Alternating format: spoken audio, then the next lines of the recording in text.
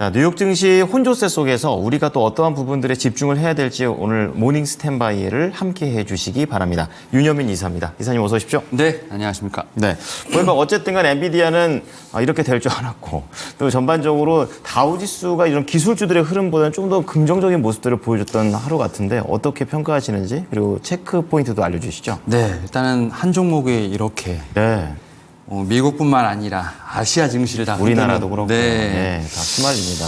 네, 사실은 이제 엔비디아 실적 공개가 됐습니다. 사실 뭐 예상치를 좀 상회했으나 몇 가지 좀 부담 요인이 있었고 뭐 그런 부분들이 이제 어제 미국 본장에서도 좀 나타났죠. 네. 그러니까 이제 좀 전망치에 기대지 못했던 어떤 몇 가지 점들, 그다음에 이제 블랙웰 출시 지연에 따른 어떤 여러 가지 좀 부담 요인들로 인해서 말씀하셨던 것처럼 네. 오히려 GDP나 다우가 좀 지수를 받치지 않았다면 나스닥의 좀 폭은 좀 더 크지 않았을까. 심리를 좀 지지해 준 것 같아요. 네, 그래서 근데 이제 어제 일단 아시아장이 먼저 선반영을 했지 않습니까? 그랬죠. 근데 이제 TSMC라든지 일본 관련주들도 분명히 영향은 받았어요. 네. 근데 그쪽은 한 2에서 3% 정도밖에 하락이 없었다면 우리나라 SK 하이닉스라든지 뭐 PSK 홀딩스 같은 종목들은 5에서 10%까지. 과도하다고 생각하세요? 우리나라만 유독 유독이다. 유난히 좀 하락이 좀 컸다라고 좀 보시면 될 것 같고. 예. 다만 사실 이제 지난주에 좀 생각해 보시면 9월 FOMC에서 이제 금리 인하를 하겠다는 얘기가 나왔을 때 상당히 환호하지 않았습니까? 맞아요.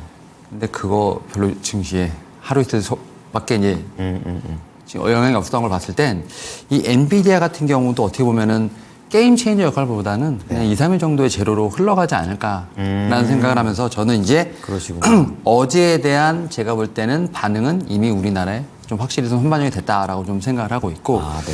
그런 측면에서 뭐 PC라든지 오히려 이제 다음 지표를 좀 기다리는 상황이 되지 않을까라는 좀 생각을 하고 있고 다만 이제 우리나라 증시 보면 업종 사이에 좀 이게 등락별이 좀 너무 심하다. 그래서 어려워요. 네. 그래서 뭐 반도체, 자동차, 2차 전지, 제약바이오 섹터가 막 돌아가면서 움직이는데 그러게요.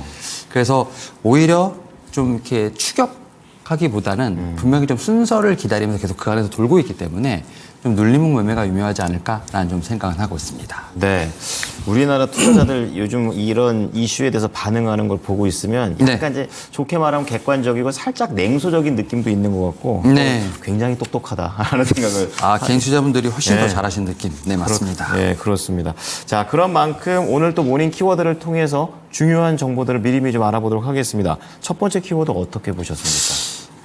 제약바이오 섹터에서 이제 제가 볼 때는 알테오젠. 맞아요. 알테오젠이 제가 볼 때는 어떻게 보면은 좀 의미 있는 시가총액 1위로 들어가지 않았을까라는 좀 생각은 합니다. 네, 뭐 장중에 잠깐 반짝하는 거 아닌가 싶었는데 계속 가더라고요. 네, 사실 제가 이제 이 시간을 통해서 계속해서 그 제약바이오 섹터에 대한 얘기는 좀 많이 드리고 있는데 네. 결국은 시가총액 상위 종목들의 어떤 포션이 좀 많이 변하고 있다라고 좀 생각하시면 돼요. 그러니까 그렇군요. 이 코스닥뿐만 아니라 코스피에서도 변동이 있습니다. 네. 왜냐하면 삼성바이오로직스가 4등으로 올라갔어요. 황제주 등급. 셀트리온도 7등으로 올라갔고 이제 코스닥에서는 알테오젠이랑 HLB가 1위, 4위를 좀 기록을 하면서 네. 확실히 제약바이오 섹터가 다시 한번 트렌드가 오는 것 같아요. 네, 전성시대를 맞이하지 않나라고 좀 생각이 들고 있고 사실 이제 어제 좀 낙폭이 심했습니다만 수요일 같은 경우는 장이 엄청 좋았지 않습니까? 그랬죠. 근데 그때도 보면 지수는 조금 흔들렸습니다만 제약바이오 섹터는 계속해서 신고가 흐름이 나오는 모습이 나왔다 볼 수 있을 것 같고 잘했군요. 사실은 그 움직이기 힘든 엉덩이가 무거운 셀트리온도 사실은 이제 수요일부터 좀 움직임이 좀 있었다라고 좀 보시면 될 것 같습니다. 특히 이제 뉴스들은 다 있었어요. 특히 뭐 이제 셀트리온 같은 경우는 자가면역 치료제죠. 스텔렐라에 관련돼서 바이오시밀러가 이제 유럽연합 집행위원회로부터 품목 허가를 획득했다 뭐 이런 뉴스가 좀 나오면서 사실 뉴스들마다 어쨌든 다 종목들이 움직이는 현상이 나왔습니다. 그래서 뭐 리가켄 바이오라든지 뭐 ABL 바이오라든지 이런 좀 기술 플랫폼 관련된 종목들 그다음에 공통점이 있군요. 뭐 유한양행이라든지 오스코텍까지도 좀 같이 움직이는 네, 그런 모습. 여기에 더해서 9월에 생물보안법이 좀 통과하지 않을까? 미국에서. 네. 그런 기대감에 지금 말씀드렸던 삼성바이오로직스뿐만 아니라 뭐 ST팜이라든지 이런 종목들까지 같이 움직이면서 제약바이오 섹터는 확실히 금리 인하에 대한 수혜주뿐만 아니라 제가 볼 땐 여러 가지 이런 이벤트들로 인해서 확실히 코스닥을 하드캐리하고 있는 섹터가 아닐까라는 좀 생각을 하고 있고 그 가운데서 알테오젠의 1위는 상당히 의미가 있지 않나 좀 생각을 하고 있습니다. 안 그래도 지난주 때 또 오스코텍하고 유한양행을 이제 또 저울질을 해주셨는데 네. 당일날 또 굉장히 강세를 띄었었어요. 그래서 이제 어떻게 보면 이제는 흐름이 오고 있는 제약바이오인데 어떤 종목을 좀 좋게 보시는지요? 저는 이제 오스코텍 같은 경우도 오스코텍. 아니 아직도 전고점을 못 넘어갔기 때문에 네. 추가적인 상승은 더 충분히 보세요. 있다라고 좀 말씀을 드려야 될 것 같고 그렇군요. 예. 그리고 제가 오늘 갖고 온 종목은 이 퓨처캠이라고 하는 종목. 이 방사선 관련된 이제 종목이라고 볼 수 있을 것 같은데 네. 그와는 별개로 이 회사가 지금 전립선암 치료제 관련된 후보 물질을 지금 어쨌든 임상을 하고 있는 상황이기 때문에 이와 관련돼서도 기술 수출과 관련된 모멘텀이 있다라고 보시면 될 것 같고 네네. 물론 7월 지금 중순에 한번 시세가 나왔습니다. 네.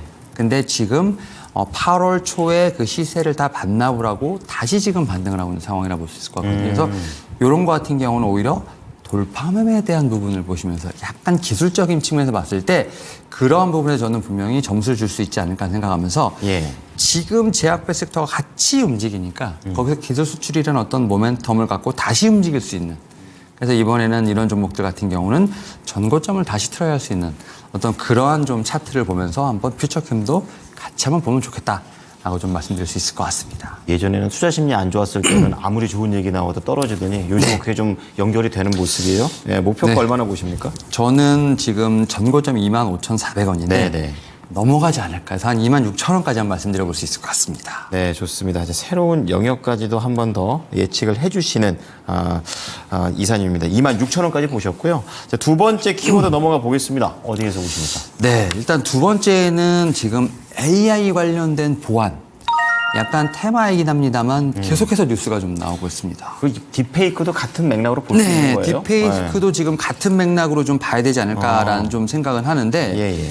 이거와 별개로 지금 이제 뉴스에서 나오는 것 중에 하나가 바로 이제 미국에서도 빅테크 관련돼서 AI 규제법을 통과를 지금 캘리포니아주에서는 좀 통과를 시켰습니다. 그렇군요.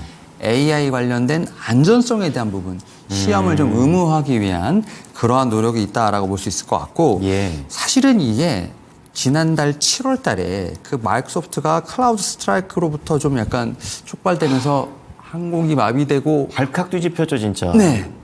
여기에 더해서 딥페이크 우리나라도 그렇고 결국 그러다 보니까 지금 대통령께서 지금 어쨌든 필요성이 간에 있군요. 필요성에 대한 부분 강하게 좀 언급하셨고 또 이제 어제 정부와 국민의힘이 이 딥페이크 성범죄 관련된 지원 방안을 논의를 하다 보니까 관련된 종목들 일단 테마로서는 움직입니다만 제가 볼 때는 뭐 엔비디아뿐만 아니라 어떤 기술에 관련된 부분도 분명히 진보하고 있지만 그에 따른 안보 그다음에 이런과 관련된 부분에서 제가 볼 때는 어떤 통합 혹은 뭐 이제 컨트롤 이런 관련된 부분에서의 어떤 기술도 같이 제가 볼 때는 개발이 돼야 한다고 생각합니다. 그런 네. 측면에서 뭐 아직까지는 종목들이 좀 테마로 움직이는 부분이 분명히 있습니다만 그럼에도 불구하고 이거 같은 경우는 주가적인 측면도 있습니다만 우리의 어떤 보완적인 측면에서 봤을 때 좀 같이 개발돼야 할 그래서 좀 봐야 할 섹터가 아닐까라는 좀 생각은 하고 있습니다. 테마긴 테마인데 예전보다 조금 더 의미가 실려 있는 테마라는 좀 맞습니다. 생각이 들고요.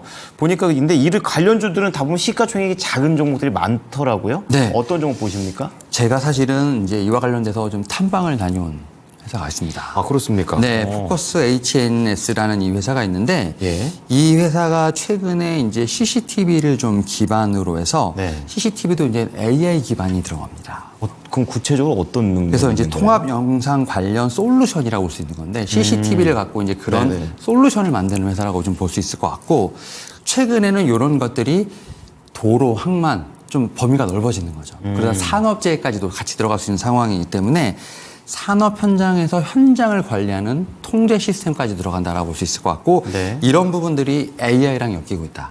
그러면서 공장에 대한 솔루션도 그렇고 되게 어떻게 보면 다양하게 보안에 관련된 부분들이 확대가 되고 있다고 보시면 될 것 같습니다. 뭐 스마트 팩토리, 스마트 세이프티 팩토리 솔루션 뭐 이런 식으로 좀 확대된다 볼 수 있을 것 같고 여기에 카메라도 AI가 붙습니다. 네. 이제는 그러다 보니까 IP 환경 센서를 좀 제가 볼 땐 컨트롤할 수 있는. 그래서 이 회사가 미국뿐만 아니라 일본에서도 공공기관을 대상으로 영상 보안 제품을 공급하는 부분에 있어서 상당히 추진하고 있는 상황이기 때문에 네. 저는 이러한 좀 신성을 갖고 있는 이 회사에 대한 부분도 한번 체크를 해볼 필요가 있지 않을까라는 생각을 하면서 최근에 좀 테마성으로 움직이는 것보다는 진짜 이렇게 실제적으로 어떻게 보면 매출이라든지 수출에 관련된 부분들이 모멘텀 있는 종목에 대한 부분들은 좀 체크해볼 필요가 있지 않을까 생각하고 있습니다. 네, 뭐 실생활에서도 워낙에 우리 근처에는 CCTV가 있다 보니까 네. 응용 사례가 생각해보면 범죄를 좀 미리 예방할 수 있다거나 네. 산업 쪽에서는 또 산업재해라든지 이런 것들을 좀 막아볼 수 있는 것까지 가볼 수가 있겠는데요. 이 포커스 HNS 이 종목은 한번 5,500원까지 갔었다가 네. 약간 좀 살짝 이제 좀 쉬어가고 있는 모습이 나오고 있는데 가격 전략 어떻게 가져갈까요? 저는 이 회사 같은 경우는 충분히 좀 기술적 반등이 가능하지 않을까라는 좀 생각을 하면서 기술적 반등. 한 5,000원 정도까지는 충분히 반등이 가능하지 않을까라고 좀 말씀드려볼 수 있을 것 같습니다. 네. 자, 이제 우리 삶에 굉장히 접근해 있는 게 AI입니다. 하지만 또 잘 지내려면 어느 정도의 안전장치들은 마련해 나가고 있는 트렌드가 될 텐데요. 제 관련해서 포커스 HNS 말씀을 드렸습니다. 자, 마지막으로 이사님의 관심주는 어디에 있으실까요? 네, 제가 이제 한 종목을 또 갖고 왔는데 네. 실적과 관련된 부분에서 하반기가 기대되는 TNL이라는 종목을 한번 좀 가지고 왔습니다. 요즘 같은 경우에는 미국 증시 말씀해 주실 때도 그랬지만 실적이 좋고 전망 좋아야 가지 안 그러면 안 가더라고요. 그러니까 최근에 보면 네. 제약바이오를 조금 이제 넓히면 네. 뭐 헬스케어라고 보게 된다고 했을 그렇죠. 때 예. 약간 미용 의료기기와도 같이 좀 연관이 된다라는 좀 생각이 왔을 때 이 TNL이라는 회사가 사실은 2분기에 어떻게 보면 어닝 서프라이즈가 나왔습니다 이미. 네. 그래서 지금 8월 21일 날 지금 52주 신고가 77,000원을 찍었는데 그럼 이제 이런 얘기가 나오죠. 혹시 피크업 그렇죠. 아닐까 이런 생각을 분명히 할 수 있는데 의심스러워지죠, 약간은. 네. 하지만 하반기 실적이 더 좋다. 그러니까 수주와 관련된 부분에 있어서 보게 된다고 하면 수주를 이제 보통 우리가 매출로 역산할 수 있으니까 그렇게 되면 지금 2분기까지 봤을 때 지금 상반기에는 매출액이 한 800억 정도 된다고 하면 예. 하반기는 한 1,000억 정도? 그러면 이제 상반기보다 하반기가 한 20% 정도 매출이 늘어나는 그렇게 상황이기 되죠. 때문에 네. 그런 측면에서 실적에 대한 부분은 조금 피크아웃 우려는 좀 내려놓을 수 있지 않을까라는 좀 생각을 하면서 저는 수주 잔고에 대한 부분들을 좀 체크를 해볼 필요가 있지 않을까 생각하고 있고 네. 여기에 더해서 역시 키워드는 미국이라고 보시면 됩니다. 그러니까 그쪽 미국 말고 또 남미나 이런 데도 또 미용 의견이 좋아갖고요. 그렇죠. 네. 그러니까 유럽 쪽에 대한 매출은 계속 증가를 하고 있는 상황에서 결국은 이제 미국에 대한 어떤 지점수, 그러니까 이제 우리가 흔히 말하는 스토어 쪽의 지점수가 늘어나고 있는 상황. 그러니까 이제 미국에 대한 매출도 늘어나지 않을까라는 생각을 하고 있고 또 제품군 관련돼서도 좀 고수익성 있는 제품들 있지 않습니까? 뭐 마이크로 니들 같은 이런 쪽에 대한 매출이 늘어날 것으로 보이고 네네. 있기 때문에 그런 측면에서 저는 충분히 이 회사가 반등에 대한 모멘텀을 갖고 있지 않을까 생각하고 있고 여기에 더해서 또 하나 중요한 것은 뭐냐면 네. 이 회사가 지금 어떻게 보면은 주가가 77,000원까지 올랐기 때문에 이런 측면에서 좀 고가권에 있고 좀 주가가 높지 않나라는 좀 생각을 합니다만 다른 에스테틱 의료기기의 지금 내년도 포워드 PR을 보게 되면 네. 18배 정도 되거든요. 근데 이 회사는 지금 한 9배 정도밖에 되지 않습니다. 그렇군요.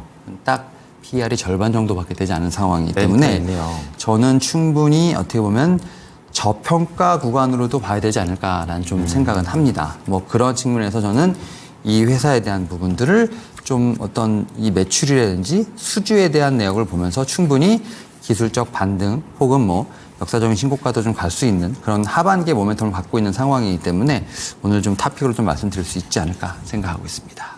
저는 이 미용 의료기기 관련해서는 금리에 대한 그런 관계성이 떨어져서 네. 이렇게 장점이라고 생각하는 섹터라고 생각하는데 이제 앞서서 미국에 대한 얘기가 좋다라고 얘기해 주셔가지고 네. 이 의료기기 중에서 보면은 미국에 진출하는 의료기기가 있고 또 중국 쪽에 좀 더 포션이 많은 의료기기가 네네. 있잖아요. 네, 맞습니다. 그러면 여기에서도 중국보다 미국입니까? 사실은 예. 이제 말씀하셨던 것처럼 화장품도 그렇고 의료기기도 그렇고 매출에 대한 부분에 있어서 지금 해외 수출하는 포션 여기를 좀 집중하는 분야가 분명히 다르다라고 보시면 될 것 같은데 예, 예. 결국 미국에 대한 타겟을 두는 건 미국 시장이 지금 개화를 시작했기 때문입니다. 아예 중국어가 좀 다른 거군요. 네. 왜냐하면 미국은 수요의 나라지 않습니까? 그렇죠. 그리고 하반기에 블랙 프라이데이부터 시작해서 크리스마스 시즌까지 수요가 상당히 폭발하는 과정에 있다라고 좀 말씀드릴 수 있을 것 같고요. 네. 화장품 뭐 이런 얘기하면 좀 그렇습니다만 우리나라 남성분 여성분들은 아픈 것도 잘 맞고 좀 이렇게 견디면서 미용을 위해서. 네, 아름다움을 추구하시지만 유럽이나 미국 사람들은 안 그렇습니다. 아프면 안 맞아요. 아, 그래요? 네. 아, 다르구나. 예. 그리고 생각보다 화장에 대해서 그렇게 인식이 많이 없었습니다. 네. 그래서 이번에 파리올림픽 보셨는지 모르겠습니다만 얼굴 피부색 이런 게 아니라 피부 결이 네. 완전 다릅니다. 우리나라랑 기타 유럽, 미국 다 다릅니다. 그래서 개화라고 하신 거군요. 네. 그런데 이제 미국과 유럽도 우리나라 미용 의료기기 화장품에 눈을 뜨기 시작했습니다. 그래서 최근에 주가가 흘러내리고 있습니다만 아니다. 이제 시작이다. 주가가 너무 선반영됐지만 지금 조정이 오히려 기회다라고 얘기를 하는 것 자체가 미국의 시장에 대한 부분들을 이제 본다라고 보기 때문입니다. 그래서 지금 이 미용 의료기기에서 가장 중요한 키워드가 흔히 말해서 뭐 중국이나 뭐 유럽 이런 것도 있지만 가장 중요한 건 미국이 아닐까라는 생각을 하면서 네. 그런 측면에서 최근에 얘가 나왔던 뭐 스킨 부스터라든지 아프지 않게 어떻게 보면 미를 끌어올릴 수 있는 그런 게 이 중요하군요. 연어 주사 이런 것들이 어떤 미국에서 키워드가 되고 있고 네. 기본뿐만 아니라 색조 화장까지도 계속 이제 확대가 되는 상황이기 때문에 네. 아마 제 생각에는 미국 시장에 대한 어떤 성장성은 이제부터 시작이 아닐까. 그래서 그러한 측면에서 봤을 때 의료기기들 같은 경우도 미국에 대한 수출 포션을 얼마나 늘리냐가 제가 볼 때는 숫자 싸움에서 굉장히 중요한 전략이 되지 않을까 생각합니다. 예, 미용 의료기기 관련주 고를 때 꼭 중요한 기준으로 보겠습니다. 네. 목표가만 들어볼게요. 네, 일단 뭐 저는 이 회사 같은 경우도 충분히 신고가 경신 예상하면서 네. 8만 원까지 한번 체크해 보도록 하겠습니다. 네, 오늘은 위에 것까지 나오지 않은 신고가를 계속해서 좀 탐내주신 네. 종목들이 많았습니다. 자, 오늘 모닝 관심주 정리해 드리겠습니다. 첫 번째는 알테오젠, 제약바이오의 이런 트렌디한 추세적인 움직임들을 집중을 해 주시면서 퓨처캠 말씀을 해 주셨습니다. 포인트는 기술 수출입니다. 그리고 지금 기술적인 의미에서 차트상 돌파 매매도 가능성이 있는 그런 종목입니다. 목표가 우선 26,000원 말씀드리고요. 두 번째는 AI 보안과 관련해서 직접 또 회사까지 갔다 오셨던 포커스 HNS가 되겠습니다. 우선 기술적 반등 정도로 보시면서 테마도 약간 이렇게 의미 있는 테마를 가보자라는 관점이십니다. 5,000원 얘기를 좀 해주셨고요. 마지막으로 미용 의료기기가 되겠습니다. 자, 이제는 미국에다가 포인트를 두는 미용 의료기기가 중요하다라고 얘기를 해주시면서 현재 비교했을 때도 저평가되어 있는 부분입니다. 새로운 목표가 8만 원 제시를 해주셨습니다. 네, 오늘 얘기 잘 들었습니다. 네, 감사합니다. 네, 모닝쇼 저희가 준비한 소식은 여기까지입니다. 지금까지 투자 판단에 도움이 될 수 있는 정보를 제공해 드렸습니다. 하지만 특정 종목의 상승과 하락을 보장하진 않으니까요. 참고해 주시기 바랍니다. 금요일장도 기분 좋게 시작하십시오. 고맙습니다.